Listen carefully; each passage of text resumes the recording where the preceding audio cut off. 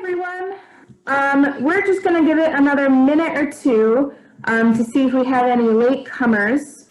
But thanks so much for joining us today for the very first ever virtual solar tour. We're really excited for the program we put together today.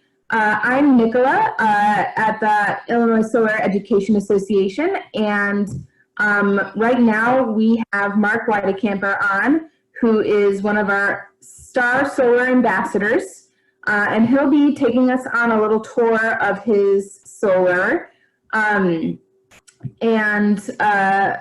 But first, we want to do some introductions because this is a conversation, and we want to make sure we're tailoring this presentation to what you're interested in.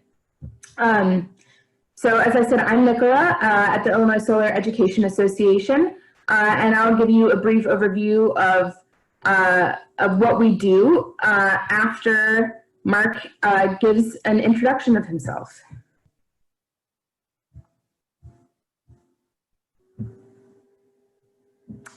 Mark, can you hear me? Okay, hi. All right, my name is Mark Weitekamper, like Nicola said. We're a group of volunteers with the Illinois Solar Education Association, which is part of the Illinois Solar Energy Association. We are solar ambassadors, so we promote and educate the public about going solar for their energy use. We're gonna do a few slides and just kind of go through the basics of what it would take to go solar and how the nuts and bolts work for a residential application, pretty much. And then I'll try to go around my particular system on my house, which is just a regular Chicago bungalow in Chicago, and you can see how that works. So if Nicola, if you can put on the slides. Quick introduction of our audience, if they are interested, before we get to that. Oh, I see, okay.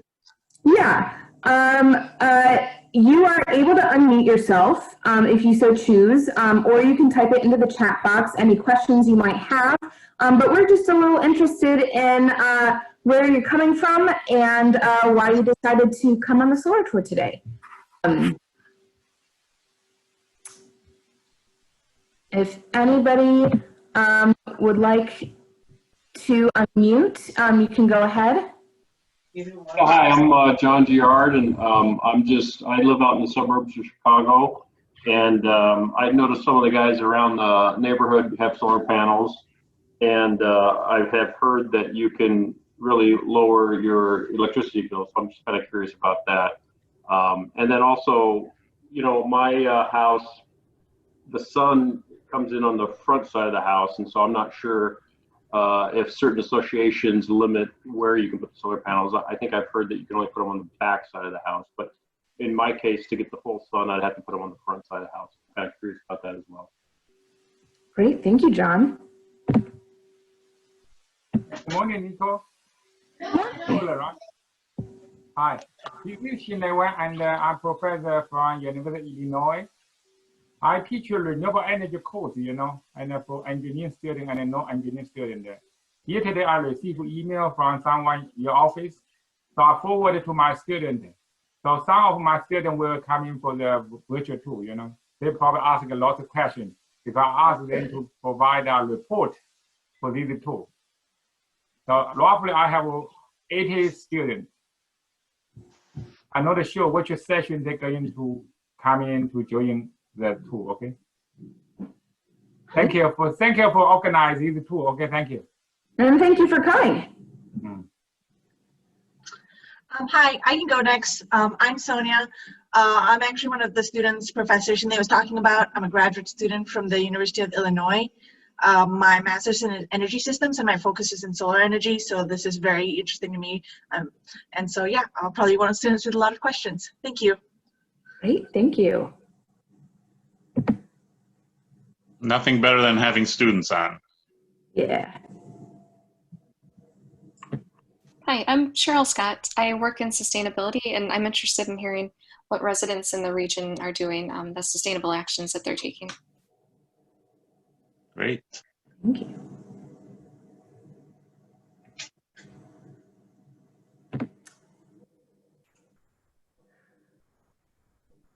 All right. We do have a few other people on, but I know sometimes the technology is not always on their side, or they may just want to sit in and observe.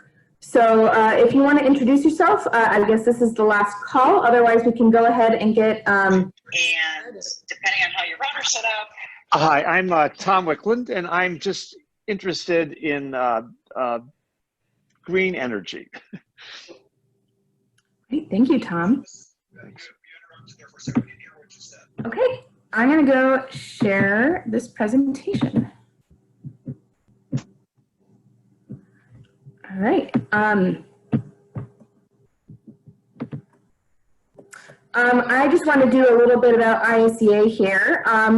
So we were originally established in 1975 as a 501c3 organization, but we this year have expanded into a C6, which means that we do a little bit more advocacy with the state in addition to the education that we provide.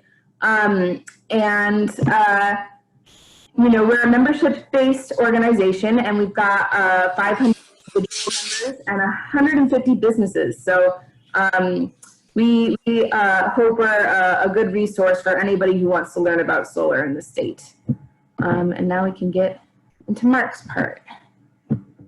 Okay, so this is just a little bit of the basic nuts and bolts. A lot of you interested might already have a pretty general idea or a pretty good idea of how this works, and I bet the students probably know even more than I do. Network, your internal devices accessible from the internet, so people that is working. Can you please mute yourself? If everybody could maybe mute themselves until the question and answer. So basically, you're looking at the PV collectors is the first part of it that are mounted usually on your roof. Some people that are maybe downstate or have a lot of land actually mount an array on their property and not necessarily on their roof. So either way is possible, because we do cover the entire state of Illinois. In Chicago, definitely, you're probably usually mounting them on the roof. Once the PV collection takes place, and again, your array, your first question might be, how many panels do I need? And that's based on your electric bill. Your installers that are listed on the ISEA website will determine, based on your year's usage, on what your usage habits are and how much electric panels you need based on the type of panels that they have, that they can provide for you to go close to net zero or whatever your goal might be to add for solar. Some people maybe only run their car for electric and try to go net zero that way, or you can choose your whole home or your whole operation. Once PV collectors collect the sun rays and then turn it into the solar voltaic electricity, they go to an inverter or a microinverter. An inverter turns the direct current electricity produced by the panels into alternating current, or AC. The inverter could be one single device that's sized for the entire array, or microinverters that are usually mounted on each panel. The advantage of microinverters, which are very common, which is what I have, you can plug and play and add to your array very easily without adjusting your inverter as a whole, because each panel has its own separate microinverter. Once the inversion takes place, you just feed into your electric panel. After the inverter, you're going into your meter as well as into your panel, and that's where you're just generally using your electric that you produce in your house along with the electricity used by the grid or produced by the grid that comes to your house. So this is an example of not unplugging from the grid, but being hooked up into the grid where you can produce and overproduce on some hot sunny days where you're not using air conditioning. You'll be sending electricity back to the grid and get credit for that, or using it yourself, and it'll just be mixed with the electricity that the grid supplies. This is not an example of a completely battery operated system where you're unhooked from the grid. This is the most common and probably cost-effective installation for most people.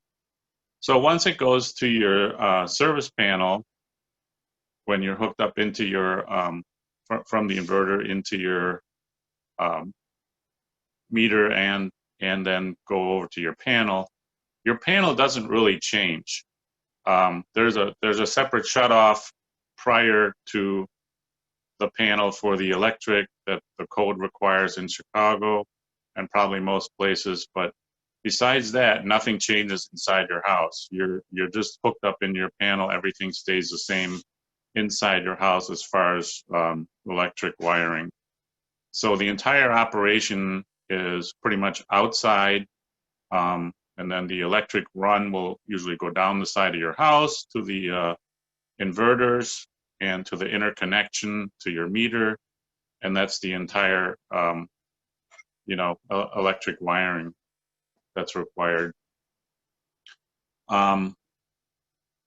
So the idea is once you hit that, the magic kind of happens when you're split off between your panel and the meter, and that's where you're getting the credits once you overproduce. There'll be many days in the winter where the days are too short or too cloudy where you're not going to overproduce. But a lot of sunny days, you might be overproducing and sending electricity back to the grid. The myth, if you heard it, sometimes, they say, oh yeah, the electricity will pay you cash back. That's not really true. The idea is that ComEd or other providers will credit you for the kilowatt hours you overproduce, and that credit will roll over month to month for your what your fiscal year would be. And they will, once you sign up for net metering, which your provider will, the installer will also help you with if they're a good installer, as listed on the ISE website. They will kind of guide you in the net metering process and provide the forms, and then you're going to sign up for ComEd net metering. They will come out and switch your meter so it's the proper smart meter to go forwards and backwards and credit you for those kilowatt hours that you overproduce. And then you will get credit for those, and you'll get that back for the year that you're signed up for. So here's just another graphic on net metering. It goes from your rooftop to your house. The excess goes back to the grid, and then the surplus is credited to your account.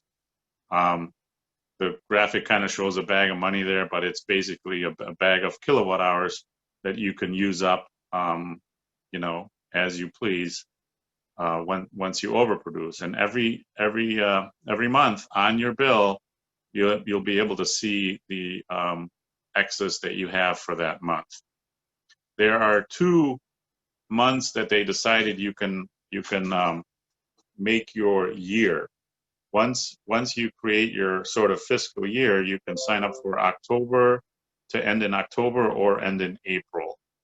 And then a lot of people, since you're going to be overproducing, will sign up for April so that you can use the excess through the winter that you're going to be producing a little bit less than in the summer. So usually in the Midwest, people opt, I think, to opt for April.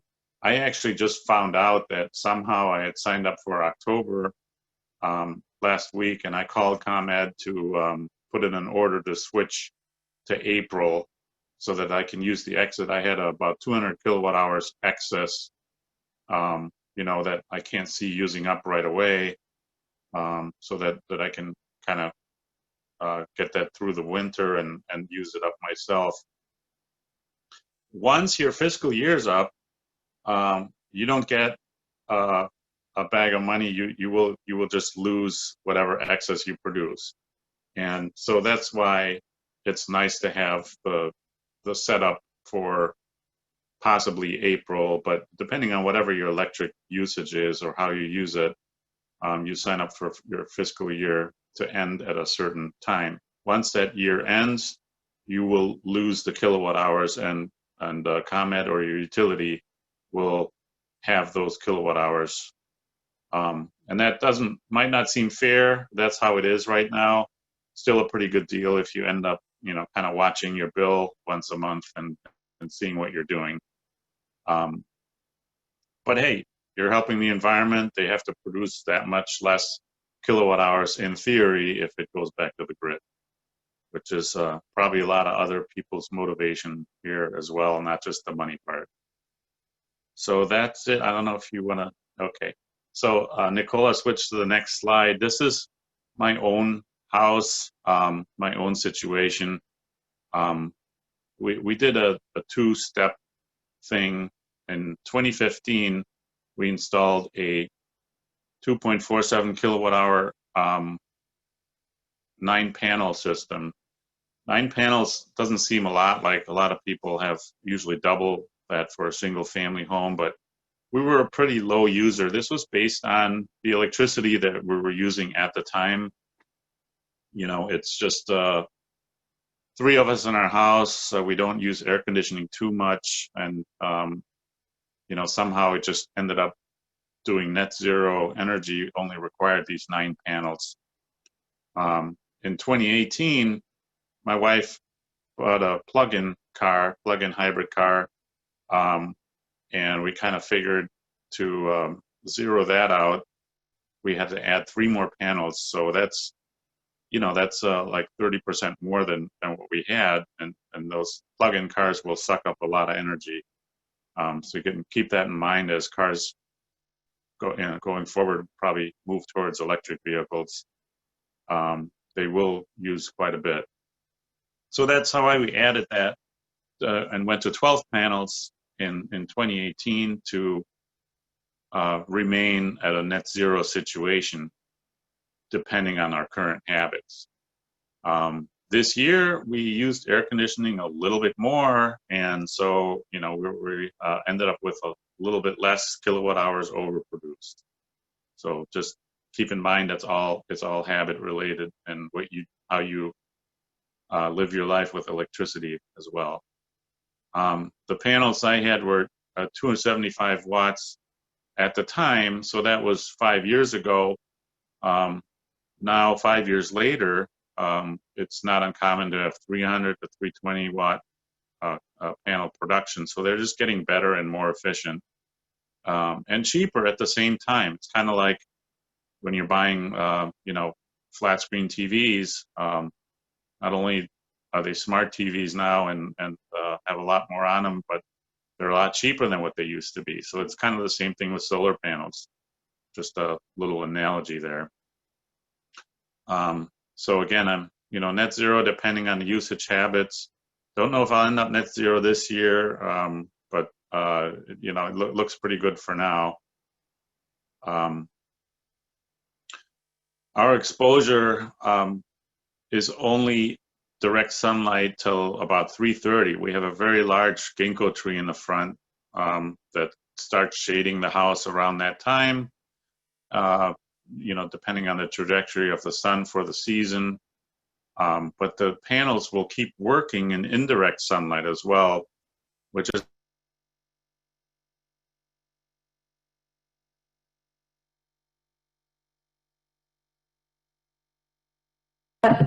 You got muted. We're missing you. There you go. I think you're unmuted again. What happened? Oh, was I muted? Yeah, you got muted. Okay. So, what was I saying? Oh yeah, so the exposure, that's very important. And when the initial assessment happens, the first thing you do that the installer will ask for is your electric bill.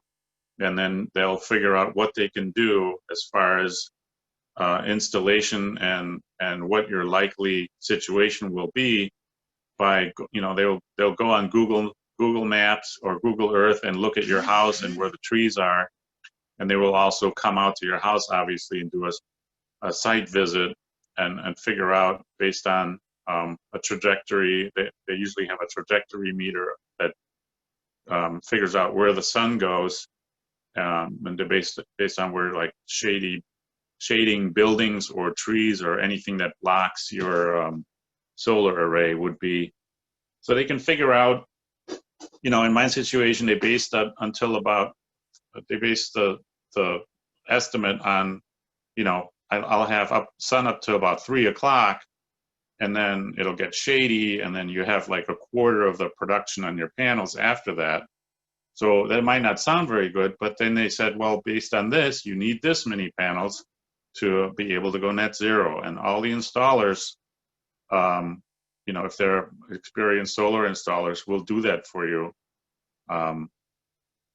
You can have a regular electrician install your panels, but you know, a solar installer will have that experience to figure out what you need and where to put it, the panels.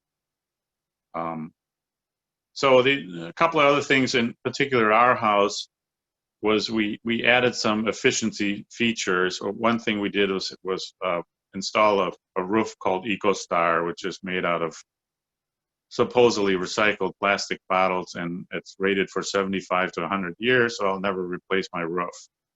That's not necessary. It was twice as much as a regular roof would cost, but I'll never deal with it again. It's important just to have a roof that's in decent shape, obviously, to put the panels over. One thing that happens is you can have a regular roof, and you know that it is possible to remove the panels, replace the roof, and put them back on. But of course, you want to have your roof in good shape and a newer roof cover. For if you have a regular asphalt shingle roof or a flat roof, you should have that done.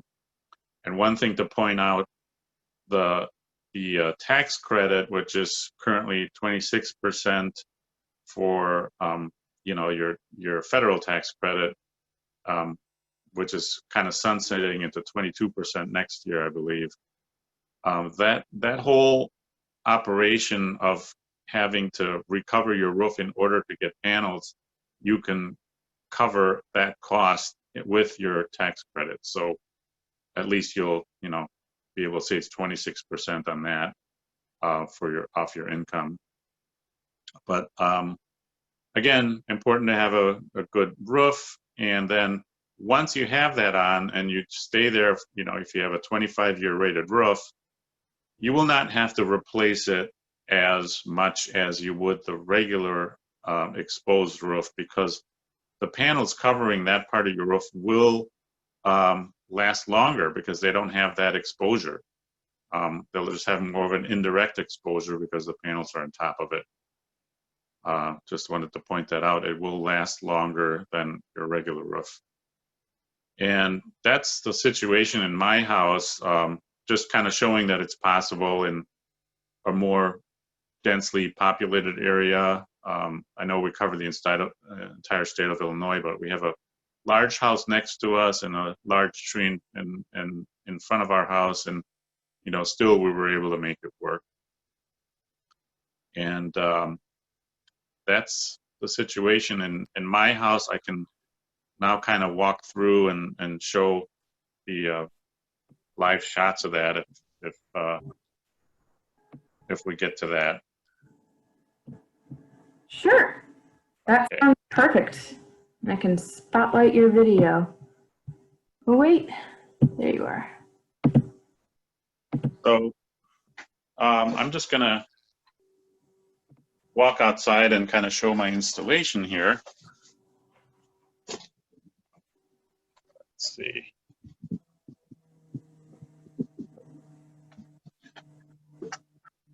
Lovely, messy backyard. So on, first thing I can start with is, this is the run on the left. The run in the picture on the right is the larger pipe. That's obviously the electric service, and that's going out to the electric utility. The small run pipe is just a regular 1/2-inch pipe that goes up to the roof, snakes right around the soffit there onto the roof. It hasn't been any trouble at all. So we've had it for 5 years now. Looks good as new. And that's where they hook up to your shutoff, which is required, kind of like, you know, your air conditioner shutoff that's mounted outside. And then goes into your interconnection box, and that's wired this way going into the house, which is your regular run that goes into the house from the meter, and that way into the meter.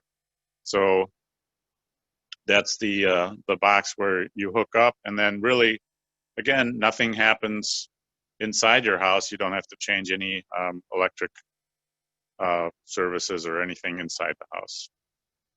And then just gonna walk out to the front real quick to give you a quick shot of the panels.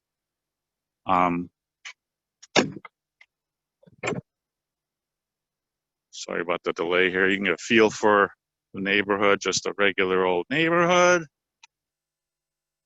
And you can't see much of it, but this is sort of like my slide showed. You can see a slight shot of the panels there.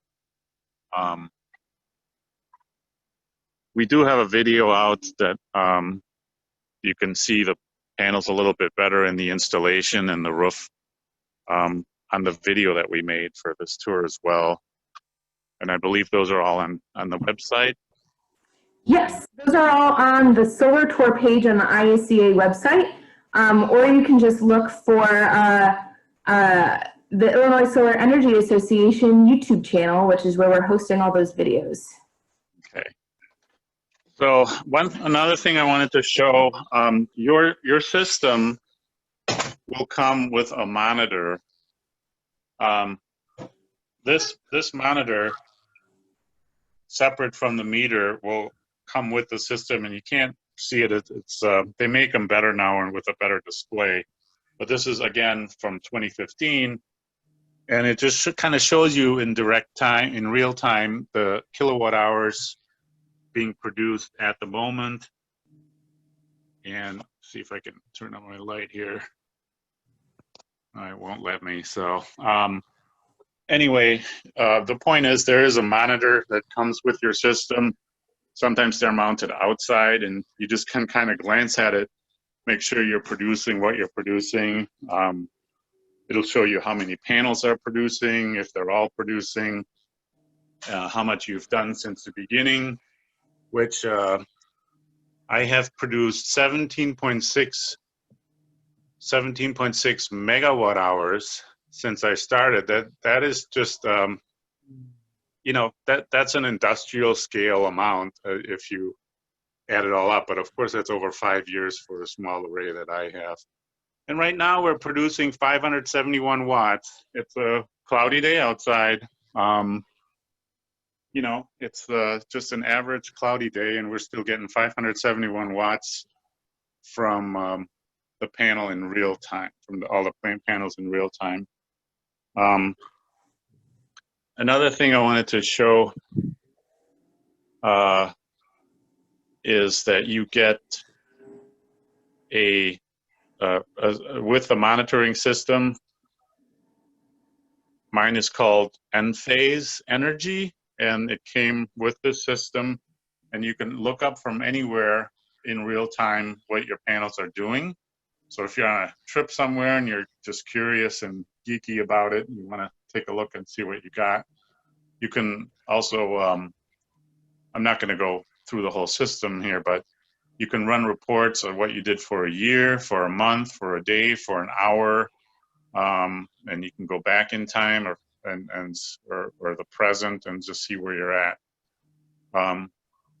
So here's, right down to the hour, you got 128 watt hours, which doesn't seem like a lot, but that's just for the current time for this past hour at 10 a.m.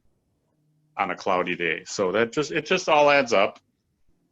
And let's see. That's really what we have for our particular system. We helped a neighbor install one, and the monitoring system has gotten even better, which you don't really necessarily need, but as time went on, 5 years later, it's even better, and the neighbors got even more efficient panels. So I'm all for it. It gets cheaper and better, and encourage you to switch to solar if you can. That's really all I have. If we have questions. Great, thank you, Mark. That was an excellent tour. So for questions, you're able to unmute yourself and ask them yourself if you'd like, or you can put them in the chat box. And we do already have one in the chat box from Debo. How much does your roof last? How much does your roof cost, I think, is the question. And was it installed by a solar capable company?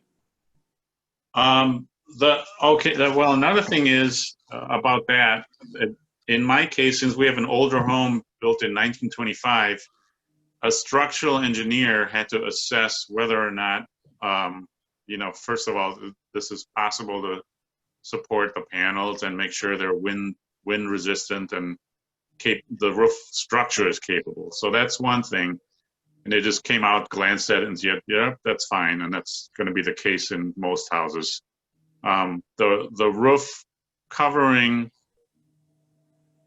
cost about $18,000, which, for a regular bungalow is a lot. Usually a roof would be half that much for a regular asphalt shingle, 30-year rated roof. I know this because I'm also a general contractor and have done these things. So my roofer would probably install a roof on here for $9,000 with a good quality 30-year rated shingle. But in this case, this EcoStar roof was kind of, you could say excessive, but I just didn't want to worry about my roof ever again. So it cost twice as much as a regular roof. So about $18,000. Does the monitoring system from Cheryl? Oh, I lost the question here. I can't seem to get back to the chat. Cheryl wants to know if the monitoring system to see what the panels are producing costs an extra amount each month, or was that free with the panel system?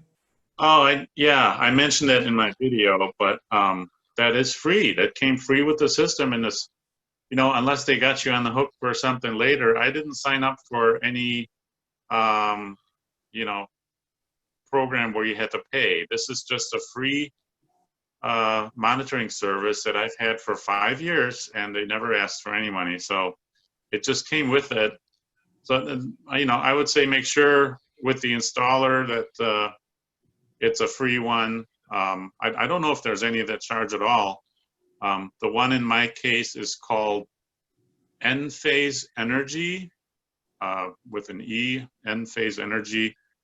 If you want to jot that down, but just make sure when your installer comes out and ask them about the monitoring system, which I thought was really helpful in the end. Once everything is done, you have no idea what your system's doing. You want to be able to monitor, make sure it's actually working. So yeah, it's free. Great. Jinlei would like to know if all the panels do you have microinverters or do you have one big inverter? So I have all microinverters in my situation, and that helped us to install and add to the system, since we did two parts. One in 2015 we had 9 panels, and then in 2018 we added 3 more for the electric car, and they were just able to plug and play, and you can just add to it, add to the system, and you didn't have to change your inverter if you had one large inverter. So yeah, the answer is mine are microinverter. I think that's all I've seen in the chat box, but continue to ask questions if you've got them. You can also unmute and ask them in your real voice. I have a question. Mm-hmm. So we had panels put in a few months ago, and I want more. How did you go about having panels added, and do you go through the whole rigmarole again, or is it easy? The installer took care of making sure that it's, I think the biggest part was that your net metering interconnection agreement with the utility is aware of the production that you're able to do. So, you have to report in this interconnection agreement what your production is. And again, a solar installer will provide that, will provide the forms that you need to fill out for the utilities.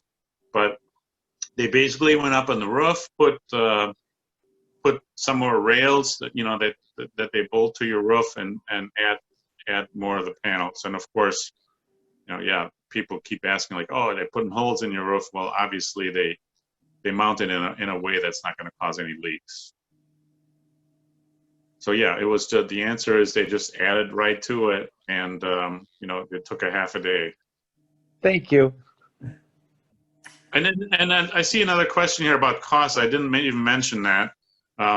Some more of that is in the video. My system, in a nutshell, was about $6,000 in 2015, and that was with.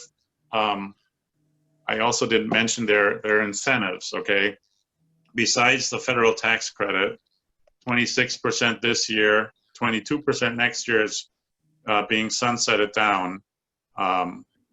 Unless maybe the political situation changes and they ramp it up again to 30%, we don't know. But that's the deal right now on the federal tax credit level. The state has an incentive as well that's based on a renewable energy credit. Renewable energy credit is something determined by the Illinois Power Agency, which is a quasi-governmental agency that determines the value of what a kilowatt hour is worth in helping transition to green energy for the state. And so, that value will be paid to you based on what you would be producing as determined by your installer for 15 years, and you get a value paid up front with your installation, and that's a rebate that the state will give you. At the time we installed in 2015, that rebate was done a little different, and we're getting a quarterly check instead of an upfront incentive. We did get an upfront incentive, but that's no longer funded by the state. That paid for about a third of it. And you will also get the same thing. It's just coming from sort of a different source through the renewable energy credit system. So you'll get about 30% of that cost, 20 to 30% of that cost back from the state. And it's a great incentive. So you have two great incentives that'll help you with the installation costs. So Mine was, again, about $6,000 in 2015. We added about $2,000 more in 2018. So the total was about $8,000 for our 12-panel system. And again, you know, the per panel cost. Have you looked going to be cheaper at all at any of the Tesla roof? The Tesla roof. Consideration when you added more, it wasn't even available. I think it might have been, but that's a very specific roof tile type that you would have to change the appearance of your whole house. It's probably better for new construction to use those because it would be not, for most people, it's not very cost effective. You know, you'll pay something like 3 times as much as you would for just adding panels. And I mentioned as well in my video that, you know, on the real estate side, there used to be a stigma to have, you know, something on your roof like that, but it no longer seems to be, as far as, you know, what the real estate world and the National Association of Realtors will tell you. When somebody sees solar panels on your roof now, they consider it a benefit and an amenity that's desirable and not something that's a stigma for, oh, look at that ugly thing. We don't want that. So that stigma kind of went out quite a while ago.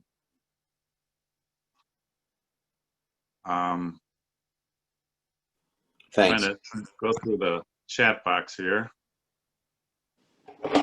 Cost, array, cost.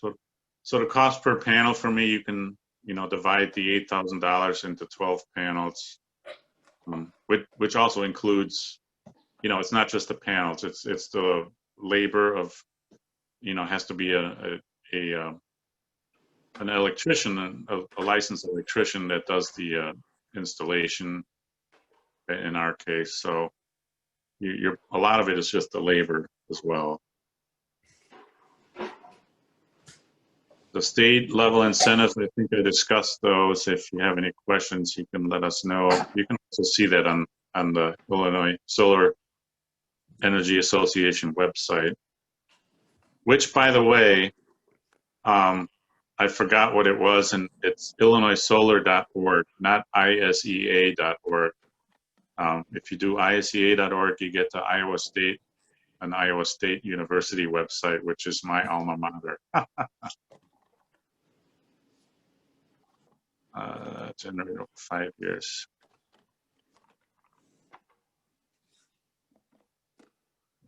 The fluctuation from year to year, it's amazing how for the 17 megawatts, I didn't monitor, I didn't really pick apart from year to year. It's very similar. It's funny how the year evens out. You might think of it as, you know, one having a bad summer and one having a good summer, but it really is fairly steady for our area, how even it is with the production. So you can, if the question, you know, the 17 megawatt, you can divide that into 5 years and 12 panels, so you can kind of figure that out. But it is what it is.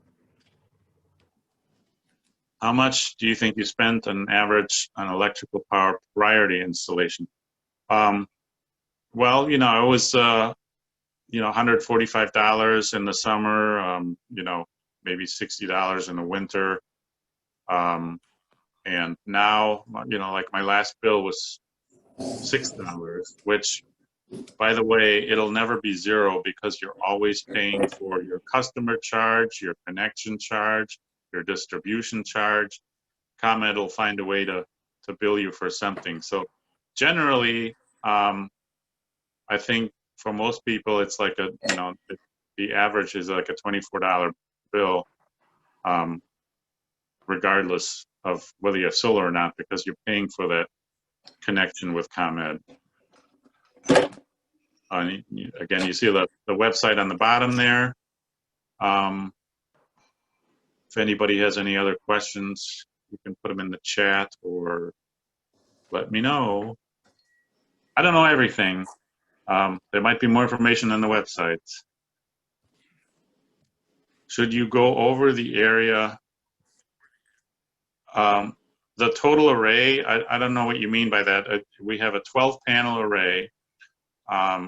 they're 275 watt hour panels. So in real time, as the sun is pointing directly at it, you would get 275 watts, which is, you know, you kind of know what, you know, 100 watt light bulb is pretty bright. So you kind of figure out what that amount of energy is. I think she might be looking for like the physical area, like how much space it takes up. Yeah, sorry, that's what I meant. How much area it was taking for the 12 panels. Oh, I can't think of the dimensions, but they're like 2 by 4 foot maybe panels. Honestly, I can't think of the dimensions, but they're fairly standard. So it's one side of my roof. It takes up about 3/4 of the area of that roof. There's a, you know, part of the section, the closer you get to the tree, I can't really make it worthwhile to add there. We have a couple of skylights that got in the way as well. But, you know, we went around that. Is that your question, just how big they are, or? Yep, that's good. Yep, thank you. Yeah. Yeah. So if you figure out your usage, you know, the easiest to do is just to go to one of these installers and let them figure out what you need and the possibility on your roof. And they, you know, they should do that for free. Break even, yes, I have. The installer will give you a report in the beginning that'll pretty much tell you your break-even point based on the current usage as you give them. So, you know, my usage 5 years ago, I don't know if it's the same as right now, but you know, we're lucky enough to be pretty similar. You know, if your family situation changes, maybe your usage changes. So it's based on your usage at the time. The break-even for me is about 7 years. Based on, you know, what the cost and the rates are now. So that's the answer to that. It could be sooner if the production goes crazy. It could be more. You know, if I would say if the installer tells you it's 6 years, it's probably going to be more like 7. Okay, they will take the good scenario. So, you know, not that they're trying to, they have it broken down in a good report, but a good installer will give you that number. What are your thoughts on, I know there are some where you're actually not purchasing them, you're kind of, they're installing them for free, and then you're paying back the cost through the electricity you generate. And so I think your total out-of-pocket cost is 0, and obviously you probably don't recoup as much savings. Yeah, those are solar leases, where you're kind of, you know, you're kind of leasing the space on your roof to produce electricity, and then you get paid for what you produce there. I don't know anybody that's done this or what the you know, deal is with that. But again, you know, it's no money out of pocket. I think there is a buyout that you can do depending on when you feel like you want to buy the whole thing. I don't know too much about that. It probably depends on the company that does it. I really don't know too much about it, but yeah, you can do it with 0, you know, just have it installed on your roof and then get paid back. That also brings up community solar, and that it's a similar situation, but the solar array would be a little bit larger and located off-site, somewhere in your electric provider's vicinity. You know, so for us, it has to be ComEd. I know maybe downstate people have different providers like Ameren. And if it's within the ComEd territory and there's a community solar provider, you can also hook up that way and go 100% solar. The nice thing about community solar is you pay about 80 cents on the dollar for your electricity. So either way, that's a win. You can just sign up for one of those providers. I don't have an example of that, but it's a possibility. I can talk a little bit more about community solar if people are interested. As of right now, there are not arrays that are taking subscriptions. None are currently online, if I'm not mistaken, but they're planning to be online sometime in 2021. And as Mark said, you know, about 80% of regular energy, and it's great for people who can't put solar on their home for whatever reason. Maybe you're renting, maybe there's too much shade, or any other reason. You know, there are different systems put together. Often, if you're moving, you can even take your subscription with you as long as you're still in the same electric territory. A little bit more about that on the ISCA website, as a link to the Illinois Shines website, where you can find a list of the installations that are currently taking subscriptions. One more question for you. I know that you are able to track your electricity generation on an hourly, yearly basis using your monitor. Are you also able to track how much of that, what your sort of your home consumption is, and how much of that generation is sort of fed back into the grid? I don't think so. I think I'm looking at it right now. It's strictly production, because it's the monitor is kind of pre-hooking up into the grid. So the monitoring takes place before the interconnection, as far as but that would be a really good idea, wouldn't it? The only way to do that at this point is to read the meter constantly. Nicola, I don't know if there's any other answers to that. You know, besides your electric bill that comes from the meter, comes from the utility. Yeah, that's all I really know there. Is if you want to track how much goes onto the grid versus how much you're using, the best way is to keep all of your electric bills and just add those numbers together. Yeah. So your electric bill will change slightly. There will be two lines. You know, if you do your electric bills online, you click on the PDF version, you'll see a line where it says, you know, electricity sent to the grid and electricity coming from the grid to your house. And then you can see what you produced and consumed. However, it's a little bit convoluted, because there's the in-between of what you used that was produced, and then the actual, you know, what was sent it might be more, but the utility will base it on once it hits their meter. You know, not the part that's in your house. It's kind of hard to explain, but anyway, the answer to that, produced and consumed, will be on your electric bill. Yeah. So I guess based on your electric bill, you could theoretically calculate how much your home's usage is, and then the balance is whatever goes to the grid. Yeah. So the idea, before you have solar, you can kind of see what your bill is.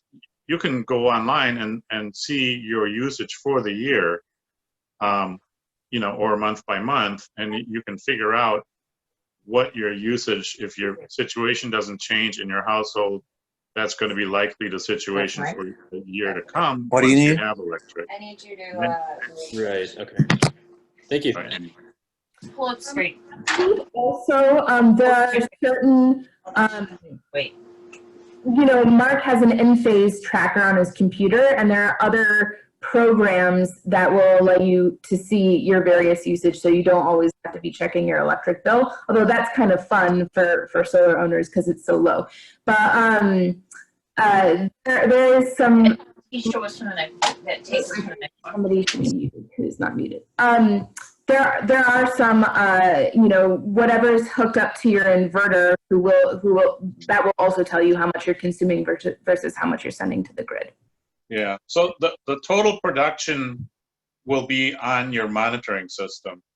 The production sent back to the grid that's on your electric bill is different because you're using part of your total production. So you'll see that was a big contention with me with ComEd in the beginning to figure that out. So, but now we got to figure it out. Also, it looks like we've got a little less than 5 minutes left. So I just want to say really quickly, thank you so much for joining us this morning. And thank you, Mark, for a really excellent tour and for answering all these questions. And then this is sort of a last call for any questions you all may have. But thanks so much for joining us.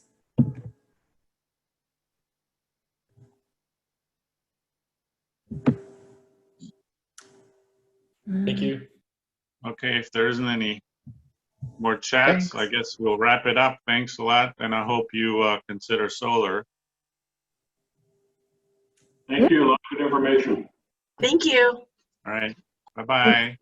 Have a great rest of your day. Thank you.